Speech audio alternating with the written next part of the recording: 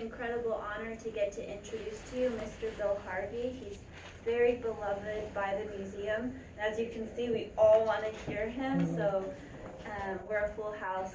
Thank you so much for coming, and would you join me in honoring and welcoming Mr. Bill Harvey?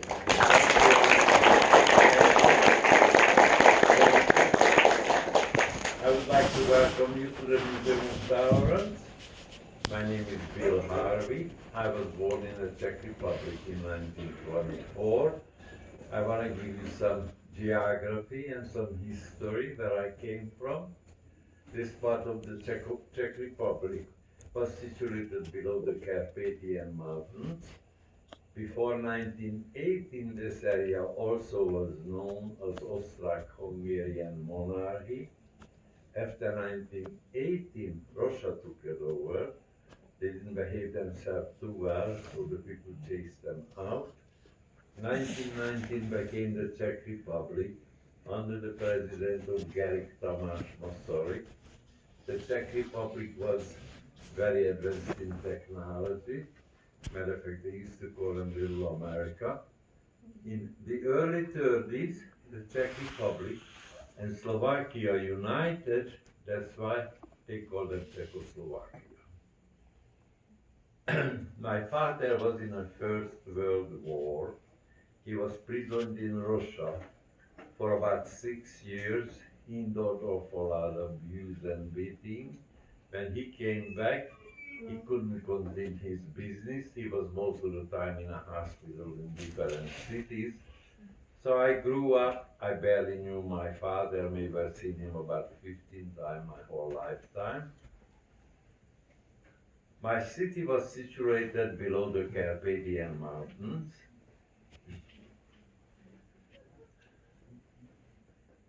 So I come from a family of 6.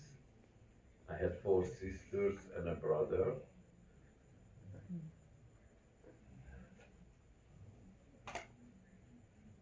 So my mother took over the whole responsibility to raise 6 children, educate 6 children, and she managed to do so under extremely primitive circumstances. When I say primitive, we had a home, there was no indoor plumbing, there was no electricity, it was a tough life. I never heard her complain.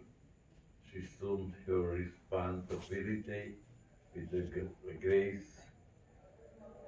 Every day she had to go to the farmer's market, purchase the food, then she prepared it for 6 children, also make a living. By the way, she was a dressmaker, but what I know about her talent today, she was more like a dress designer. She made her own pattern. Never even took time out to go to bed. She used to fall to sleep on a sewing machine, and I heard the machine going again.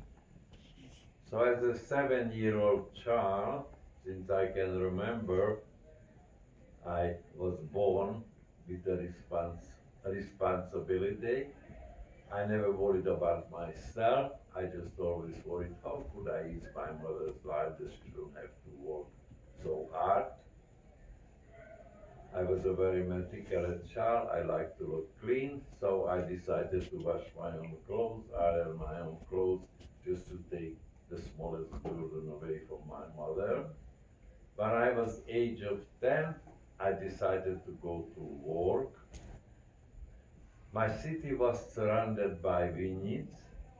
It was known like here Napa Valley. We were growing grapes and making wine. That was the main industry.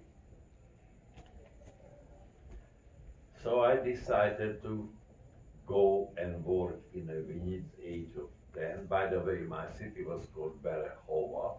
The population was approximately 26,000, give and take, 1/3 of them was Jewish. Surrounded by little farm town where less Jewish people was living.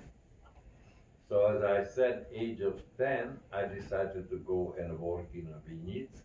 The vineyard was situated about a half a mile from my house. I could walk there.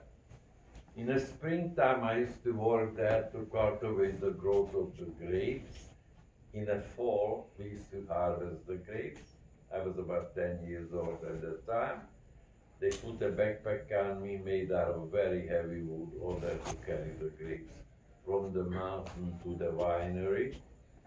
Well, it was so heavy that I collapsed. I was in pain, but I didn't dare to cry. I didn't want to lose my job.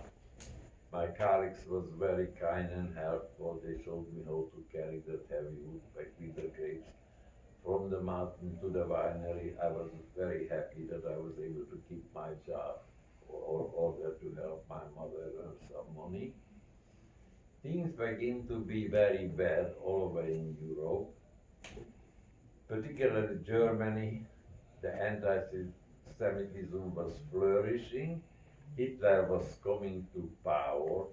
Naturally, the communication wasn't like it is today. I didn't even own a radio at the time, but somehow we managed to hear what was going on. Example, my mother had a friend in Berlin.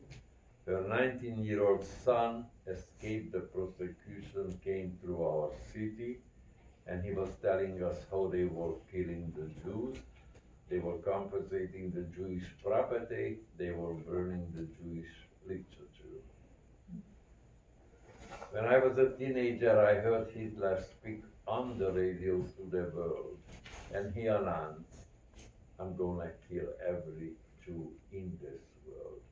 If I don't succeed to kill every Jew in this world, I make it sure the one who remains alive not gonna be happy. Doesn't matter what part of the world they're gonna live in, they're gonna lose some member of their family." And the end, he said, why? There is no why. The Jews are guilty when they born. Well, you can imagine, ladies and gentlemen, I was teenager, life was difficult as it was. Try to define and to make some sense of it, why I was considered to be a second-hand citizen. I felt I was just as good as anybody else. Naturally, we didn't take it seriously. We depended on all the good people in this world not to stay silent. But to our disappointment, all the good people did stay silent. And a twisted ideology like Hitler's was able to destroy even his own people. When I was growing up, I always was told the most cultural, the most industrial people, most educated people are the German people. And can you imagine that they went along with a maniac like Hitler who wanted to create an Aryan nation, everybody with blonde hair and blue eyes. And he had the ugliest black mustache, the ugliest black hair, and a distorted face, and an educated nation like Germany, and they all went along with his twisted ideology. Now you ask how come they use the Jews for scapegoats? There is over 1 billion people in China. There is over 1 billion people in India. I don't know how many billion people in our world. There is only 15 million Jews in the whole world. So Hitler decided to use the Jews as scapegoats. Germany was in a very difficult economic circumstances. They were very advanced to create war machines, tanks, and aeroplanes to kill people.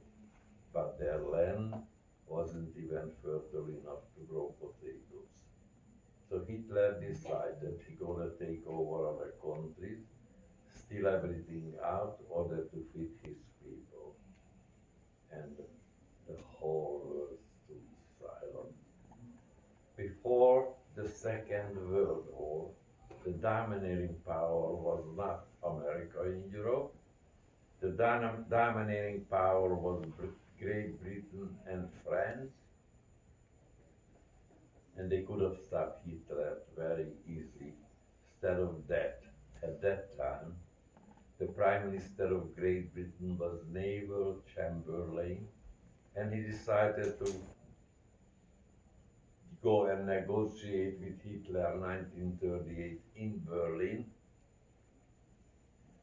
He told if he gives in to Hitler, Hitler will not attack England, but Hitler never kept his word. He attacked England anyway. Out of the negotiation, they cut up Czechoslovakia. The part I came from was given to Hungary. Part of Romania was given to Hungary. The Sudeten part of Czechoslovakia was given to Germany. 1938, 39, we became under Hungarian occupation. The Hungarian government and the Hungarian people were very anti-Semitic, and they are even today. As soon as they came to town, they made the Jewish people feel second-hand citizens. 1941, the Hungarian government decided only 6% of the Jewish children will able to pursue their education. The education runs a little bit different than here in the United States. When you finish the 6th grade of elementary school, you have choice to go to high school, which was 4 years.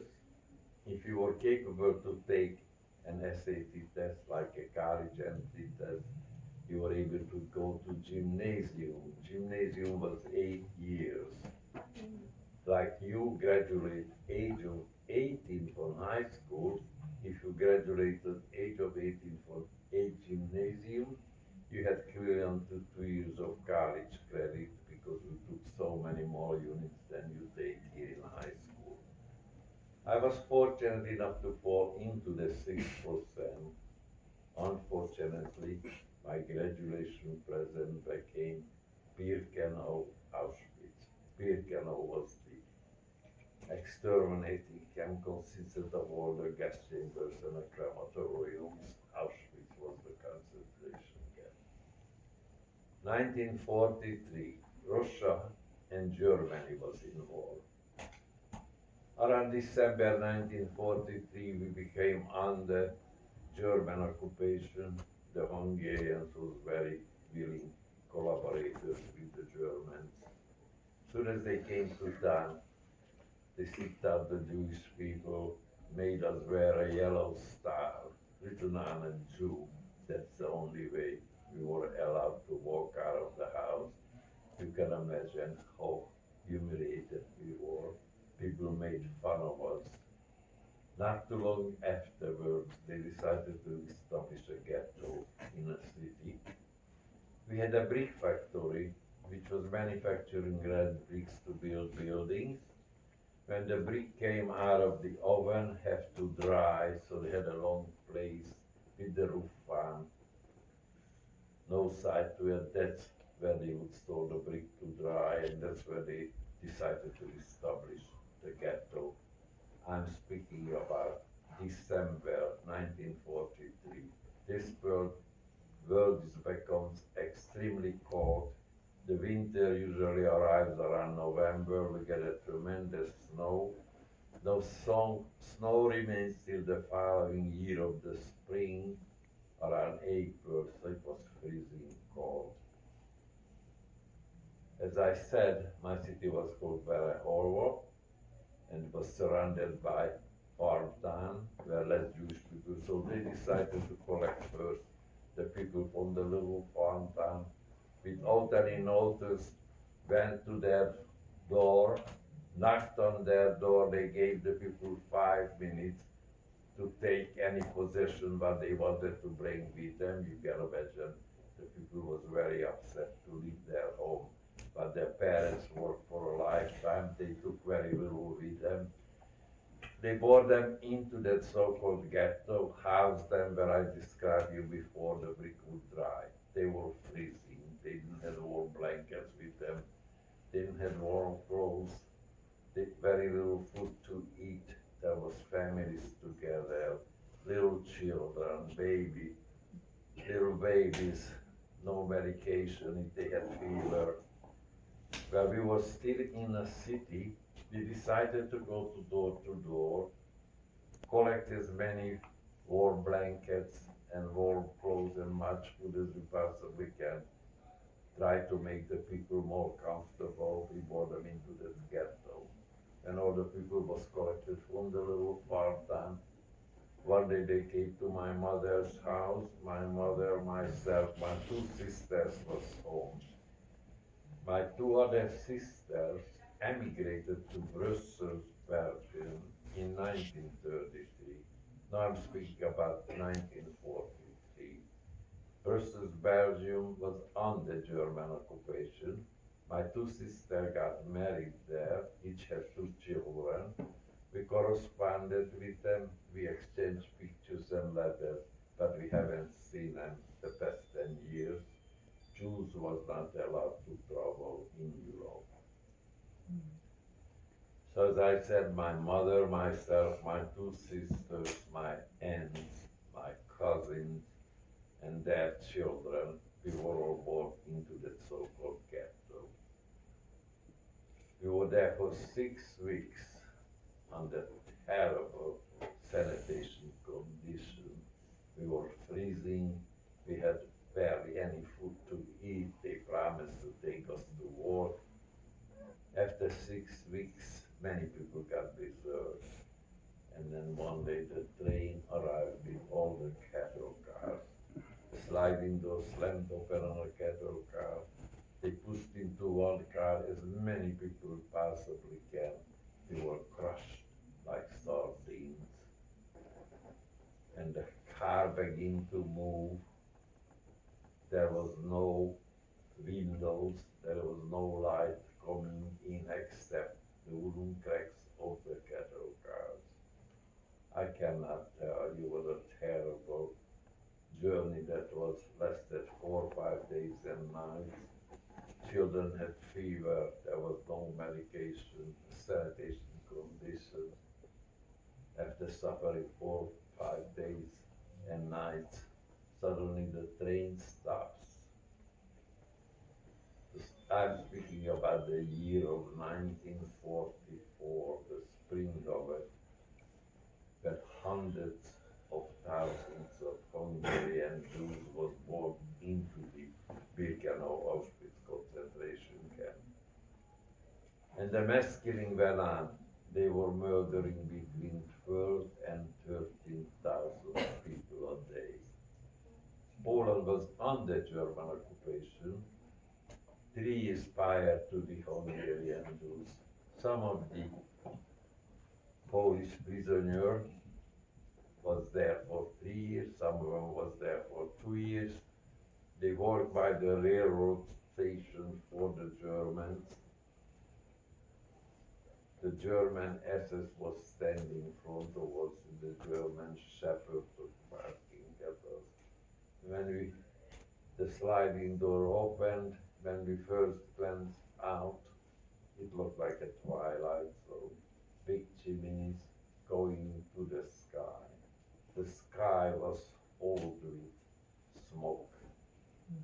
We didn't know where the smoke was coming from, but we find out soon enough.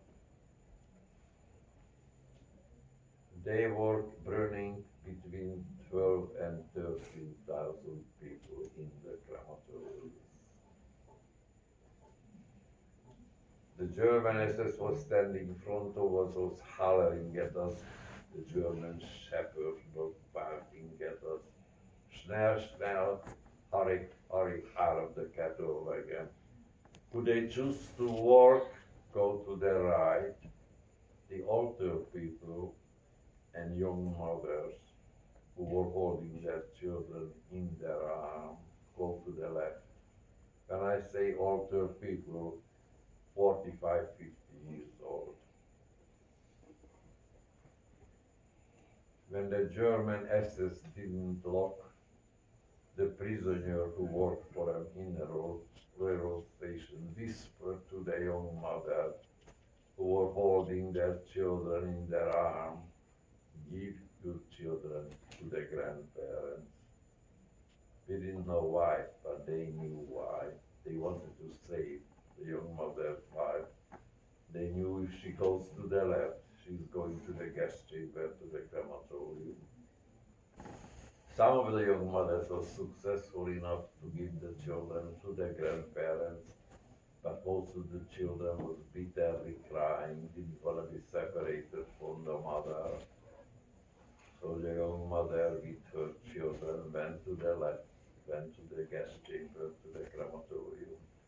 All the young people who was ordered to go to the right, they marched us into a big magazine, made us strip completely naked, shaved our hair, put us through a disinfecting procedure, gave us a prisoner suit to wear. They took every little possession, but we still had with us, which was very little. And in those days, many people had gold teeth or gold fillings in their mouth. They would yank it out of their mouth. As they marched us from Birkenau to the Auschwitz concentration camp, we passed by the gas chamber.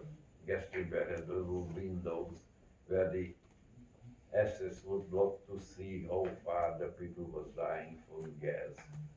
They used the gas very sparingly because they had a shortage. You were able to glance in momentarily and to see our loved one was dying, and we had no choice to do anything. Anybody who looked a certain way that didn't like it, you would be killed immediately. They marched us into the Auschwitz concentration camp, which consisted of thousands and thousands of wooden barracks, surrounded by barbed wire. The barbed wire was connected to electricity. If you would touch it, you would be electrocuted. To the 1,000 square feet, they pushed in as many people they possibly can. We were crushed like sardines. 4 o'clock in the morning, they would knock on the door. We have to come outside, stand in roll call. I don't know what was the purpose of it, because as I said, nobody could escape. Every morning when we got up, get out from the barracks, front of the barracks, completely naked. People piled on top of each other so high that I have to look up to see the end of it. They look like skeleton in a museum except some skin on it. And sometime it took them 3-4 days before they were picked up, because the crematorium, as I said, the mass murdering went on, and the crematorium wasn't equipped to take care of that many dead people. Sometimes it took them 3-4 days. We got once a day a bowl of soup, they called it. It didn't fit for an animal. It was about this big. No utensils, 5 to 6 people have to share it, so we handed it mouth to mouth. Everybody drank from it until the soup disappeared. And if we were lucky that day, maybe we got a little piece of bread to eat. Being there the 8 days, next to us was thousands and thousands of wooden barracks, surrounded by barbed wire, and suddenly filled up with people's families together. I was a little bit envious to see that the family was together. I happened to speak through the barbed wire to one of the gentlemen I discovered was born in the same city where I come from. He moved up to the Sudeten part of Czechoslovakia, which was under German occupation. The city was called Lidica. The population was approximately 30,000. They resisted the German occupation. They killed one of their officers. For that reason, the whole city was brought into the Auschwitz concentration camp. And the gentleman from my city said, "Don't envy us, we will all go to be killed." I was there for 8 days, and I seen killing every minute of the day. But we were in such a mental stage we couldn't comprehend what was happening to us.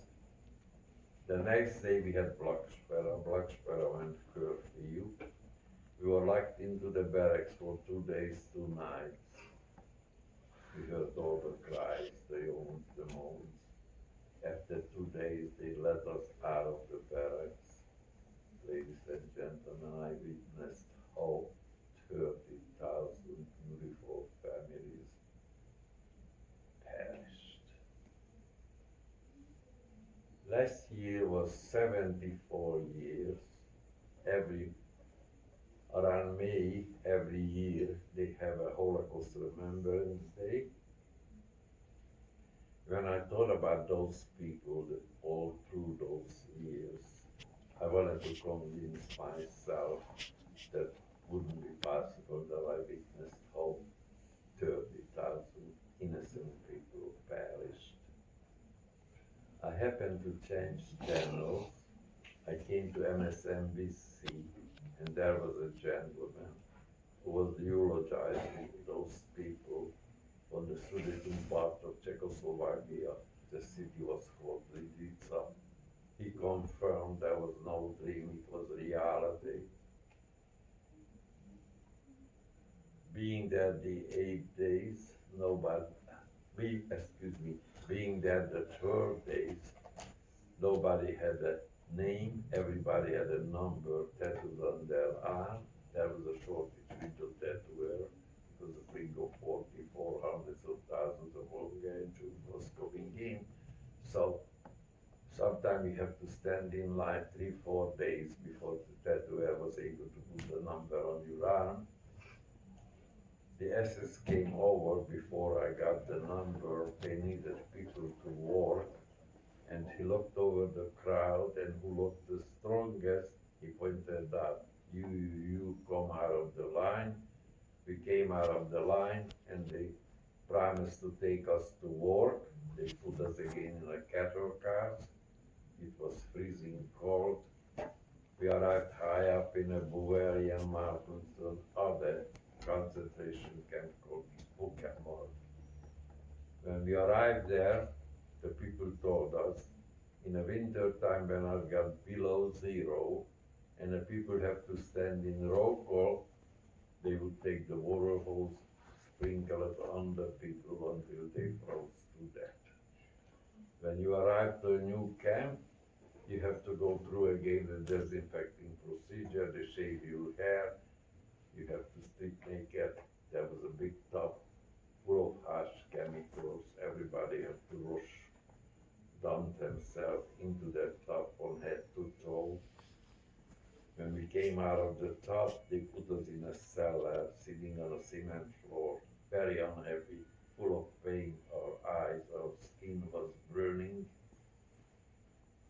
and wanted to see what our destiny gonna be 1 minute to the other. If they needed people to work that day, we survived. If they didn't need people to work that day, you go to the gas chamber, to the crematorium, they wouldn't feed you for a day if you didn't, you want some use for it. Sitting on a floor, very unhappy, full of pain, and suddenly somebody walks into the room and begin to question the people. Anybody knows anything what happened to my family? As he came closer and closer to me, I recognized my brother-in-law from Brussels, Belgium, who I never met him in person, because Brussels, Belgium was under German occupation, and he was taken in, not as a Jew, he had falsified Christian paper, he was a resistance fighter for the German occupation, so he was taken in as a partisan, and he still had hair. We weren't recognizable because our hair was safe. So I recognized him. So he was, Christians had better treatment. He was elected to be a couple. Couple was like a foreman. That's the only reason. And the day before he spoke to the transport who came in, and he discovered people who was born in the same city where I was born. He he was hoping to fall into someone who can get some information about my family. So this is destiny in life. Our union didn't last too long. I was there for 6 days before I had a chance to say goodbye to him. They needed people to work, so they picked me again. Before I had a chance to say goodbye to him, they packed us again in a cattle car. We traveled to Germany. We came to a city called Leipzig. Next to Leipzig was a city called Lena. Lena had one of the biggest gasoline refinery. The Allies planes used to come at night and bomb it. And we were taken there to clean up after the bombing. We were housed about 4 miles from the refinery. We was given a wooden sole shoes to wear with a canvas top. But the 4 miles that we have to walk, we weren't allowed to wear the shoes. We have to tie the shoelaces, put the shoes on our shoulder, march bare feet in the unpaved road which was full of stones. People's feet got infected. Every day got worse and worse. If they couldn't keep up the walking pace with the rest of us, the SS was constantly beating them until they died on the road. That lasted for 2 months. After 2 months, they decided we should not waste the time to walk. Across from the refinery was a vacant lot. They put some tents there, and they housed us in those tents. The Allies planes used to come bomb every night, and we went the next morning to lift the heavy iron, the heavy stone, clean up after the bombing. If you couldn't lift the stones and the heavy iron, the SS was cut because we had only once a day a bowl of soup and a piece of bread. The SS was constantly beating you until you died. And many times the shrapnel of the bomb from the Allies planes hit us where we were housed, and we were dying from the shrapnel of the plane too, the bomb. But we didn't mind that. We preferred to die that way, because this way we felt that maybe one of us survives and tell the world what was happening. That lasted for spring of 40, September 1944. By that time the refinery was so bombed down, they couldn't see that they can put it back to working condition. So the remaining people who remained alive, they decided to take us to work someplace else. We were taken high up in a mountain, big tunnels under the mountain, travel to the railroad station, unloading railroad, and then get to the mountain. It was freezing cold, it was raining and snowing. We were housed in a horse barn, sleeping on a cement floor. After 6 weeks, a typhus epidemic broke out. Half of the people died.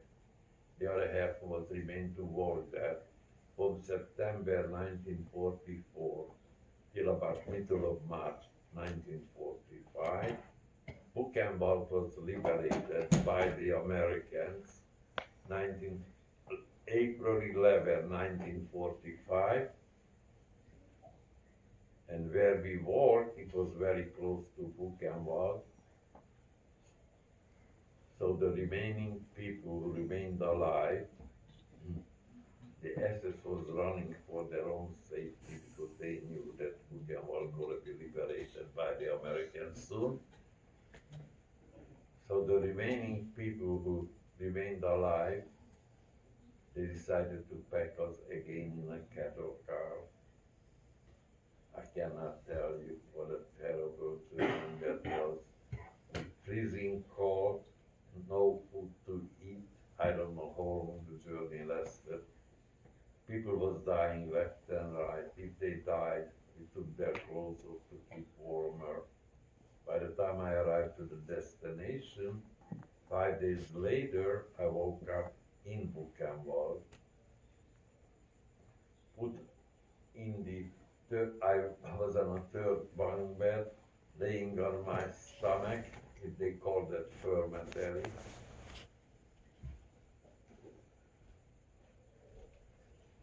And then I was told the story that how the prisoners saved. When the cattle car arrived, they came to collect all the dead people to transport them to the crematorium. I was frozen. They thought I was dead. I was put among the dead people. When I arrived to the crematorium was worked by the prisoners. And as I said, the SS was running for their own safety, so the security wasn't there. He saved my life. 5 days later, I woke up in a barrack, age of 21. When I opened my eyes, I thought I was in a five-star hotel. Nobody was beating me, nobody was hollering at me. Then I was told the story how the prisoner saved my life. I was age of 21. I weighed 72 pounds. I couldn't even stand up on my feet, but I was so happy to be alive. The next day, I asked the people to carry me outside. I wanted to get some fresh air. They carried me outside. I hear a gentleman speak with a French accent. I recognized it when I was there a year before. My brother-in-law introduced me to one of his friends from Brussels, Belgium. That was him. The first thing I asked him, he knows where my brother-in-law is. He said, your brother-in-law is here. He'd be so happy to know that you're alive. I reunited with my brother-in-law 3 days before we were liberated. When he looked at me, he said, as soon as I can nurse you well enough to travel, I will not let you go back where you come from. You're gonna come with me to Brussels, Belgium. By that time, my city was under Russian occupation. It was communism. So I went to Brussels, Belgium. When I recuperated, I find my sister, who during the German occupation, she had falsified Christian paper. Her 2 children was given to a Christian family. She paid for them every month and they survived. My younger sister escaped to Marseille, France, and she survived. I recuperated for 2 months when I got a message from Germany that my 2 sisters had survived and they're staying in a displaced persons camp and they're going back where we came from. A gentleman was there from Brussels, Belgium, brought a message. By the way, my mother, my aunt, my cousin, and their children, they all perished in a concentration camp.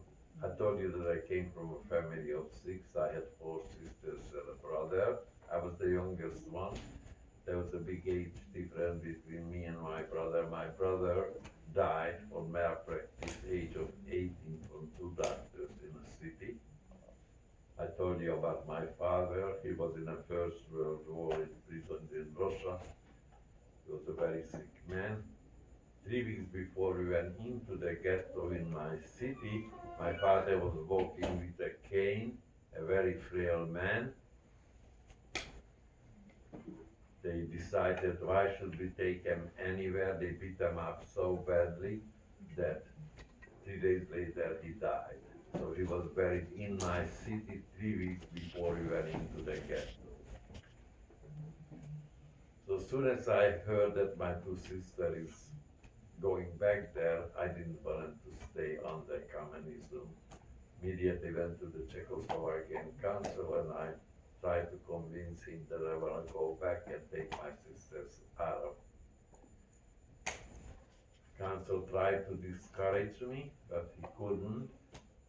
It was a very difficult journey because the whole Europe was bombed out. So many places I have to walk by foot order to catch a train to the other city. But I managed to get back. I find my 2 sisters. I also find 2 of my cousins. We were there for 3 days. We went up to Prague. Prague was under German occupation. I mean, Prague was under Russian communism. We stayed there for 6 weeks in Prague. They said that they're gonna liberate Prague, but when we seen that the Russians are not going anywhere, we wanna stay under communism. They suggested to us if we go back to Germany, stay in a displaced persons camp, we'd be able to emigrate to some other countries. So we went back to Germany. The part of Germany was called Niederbayern. The city was called Degendorf. They housed us previously before the war ended was a Hitler's youth camp, so they had nice facilities. I began to work for the UNRWA. The UNRWA was the beginning of the United Nations. We got all the Red Cross packages into this camp. It called UNRWA 55 on America.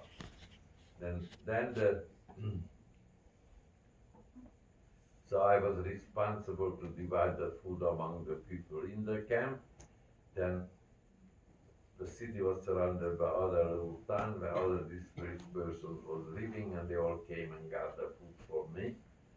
I was there from 1945 till 1946, the spring of 46. President Truman put a new amendment to the emigration law called the Truman Doctrine, that all displaced persons who stayed such and such a time in Germany was able to emigrate to the United States without having to wait for a quota. So I was very happy to hear that, because my mother, my grandmother, my mother has 2 sisters and a brother, emigrated to the United States in the 1800s. There is a picture taken of my mother on the extreme left there, 1902. So I assume that she and my grandmother went back after 1902, but her 2 sisters remained in America, and her brother was living in California. The 31st of August 1946, I arrived to New York City with an army boat called Marina Birch.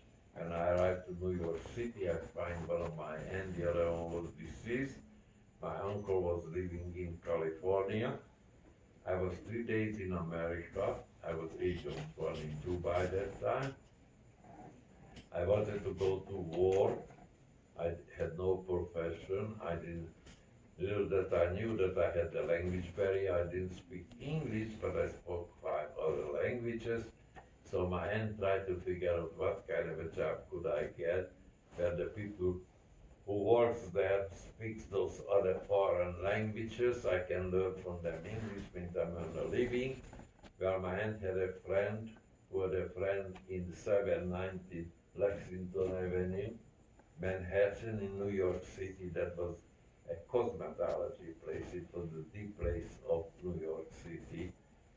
Everything to do with beauty, hair, makeup, all the movie stars, the Radio City stars, Roxy Theater, Metropolitan Opera, everybody who was in this place.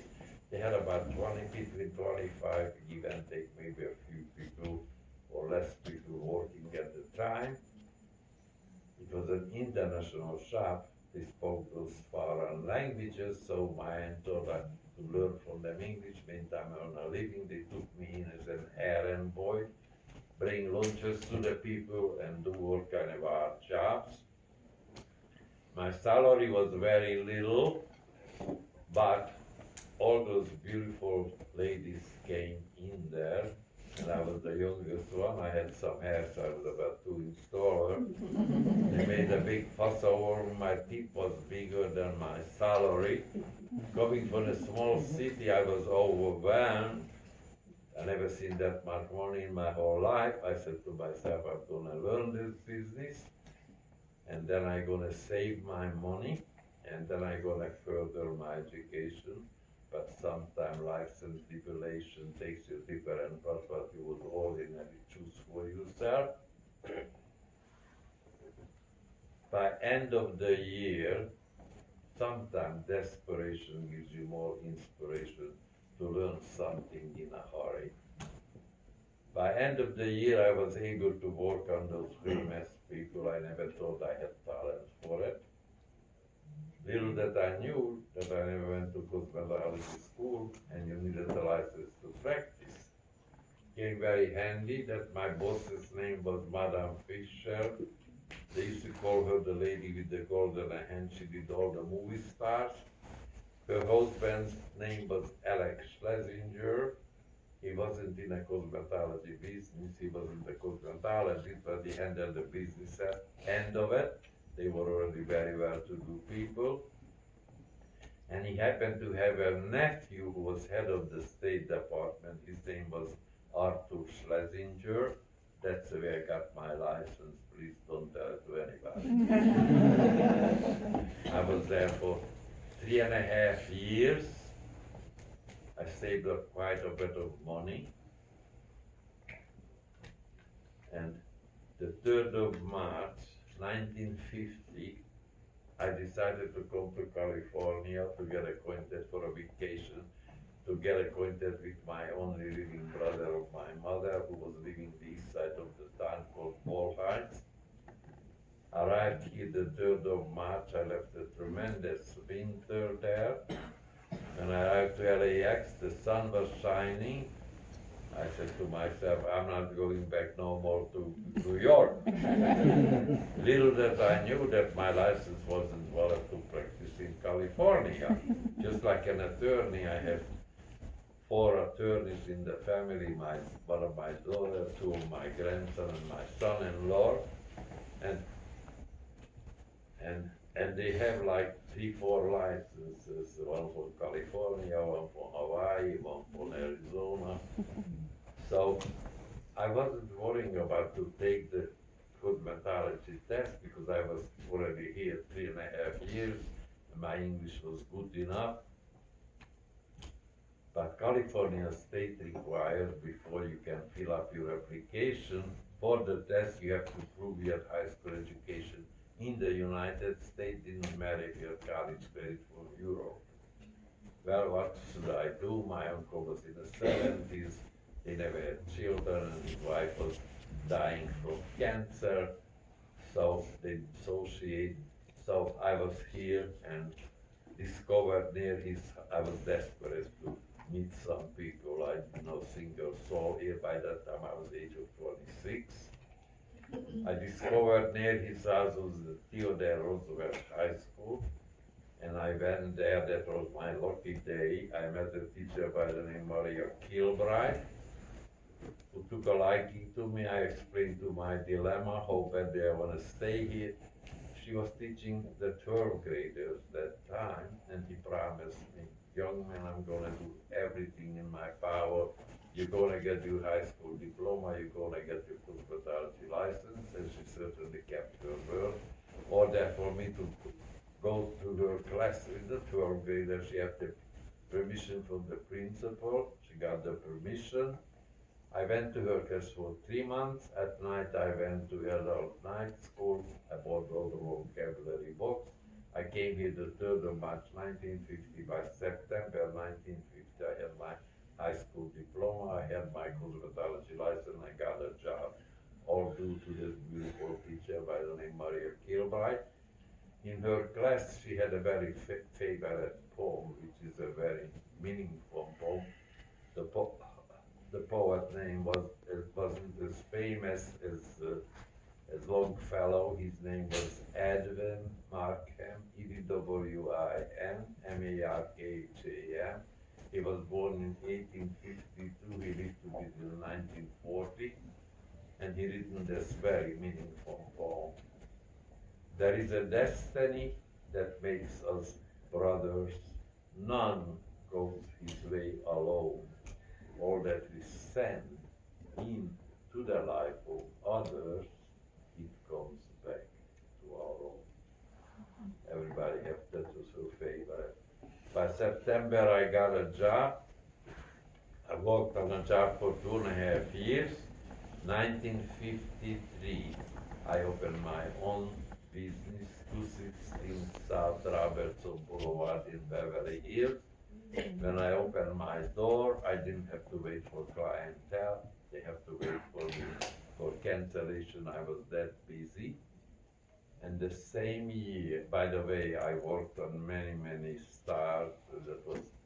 That was way before you were born. In 1948 was Mary Martin South Pacific in New York City.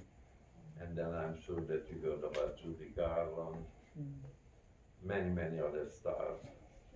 So at the same year when I opened my business, I had the fortune to meet a native Californian young lady who was absolutely beautiful. When I say beautiful, you see her on a picture there. In those days, I wasn't so bad myself. She was 21, I was 29. I know I'm gonna marry her, and she felt the same way. 3 months later, we were married. I'm a fast up later, what can I say? We were married for 42 beautiful years. Unfortunately, I lost her from cancer. July 8th gonna be the 24th year. I have 2 daughters, they both went to UCLA. One graduated in 3 years, then she went Southwestern Law School, she married an attorney. My younger daughter also graduated from UCLA, she majored in psychology, and when she got her degree, she decided that's not what she wanted to do. She went 2.5 years to USC, she became a CPA, she married a CPA. No, I had accomplished, there is nothing, I never had a chance to further my education, but I always associate with people who elevate me because I always was thirsty for knowledge. But I can assure you, I gonna celebrate my 96th birthday in May. And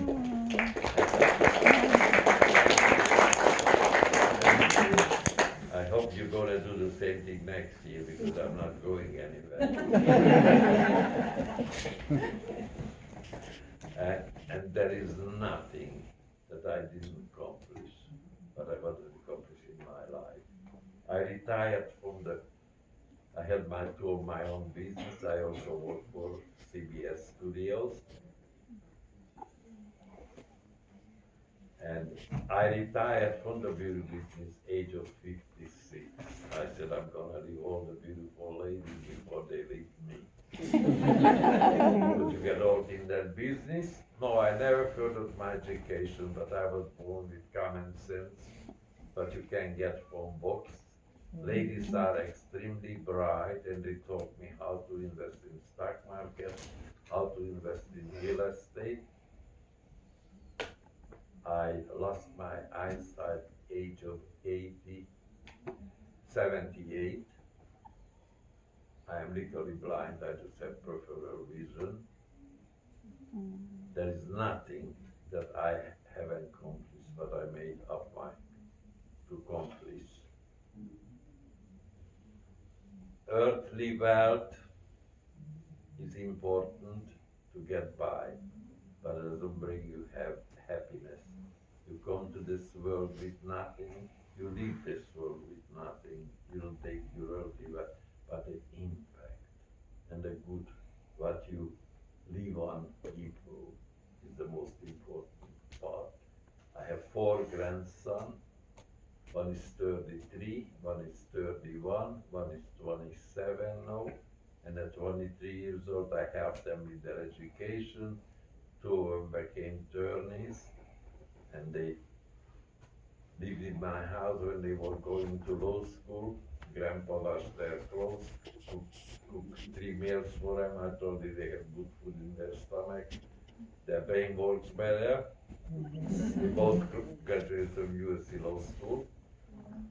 The 2 of them, when they go to court, they call up Grandpa for advice. When they come home, they call me up for advice. Common sense you can get from books. The 2 younger ones, one graduated from Stanford, age of 23. He majored in computer science with a master's degree, and he works already 4 years for Microsoft. his younger brother is 23 and also goes to Austin, Texas, 60 honor class there, and he's graduating also this May with a master degree, age of 23, and he got a job with Apple. So, but as I said, but they say in America it's never too late. I was 82 years old and didn't have my eyesight. My daughter was concerned because I said, Dad, why don't you go and help the museum? It's going to be good for you because I'm about 4 or 5 blocks from the museum. You can walk there. I said to my daughter, I admire speakers, but I don't have the educational background. I don't have a rich vocabulary. Well, I came here, age of 82 and blind, and I'm still here 14 years. I teach psychology all over without credentials. Please don't tell it to anyone. I was last year in USC Law School, UCLA Law School, Loyola Law School. I go to high schools and I received over 1,100 letters from people who I changed their life.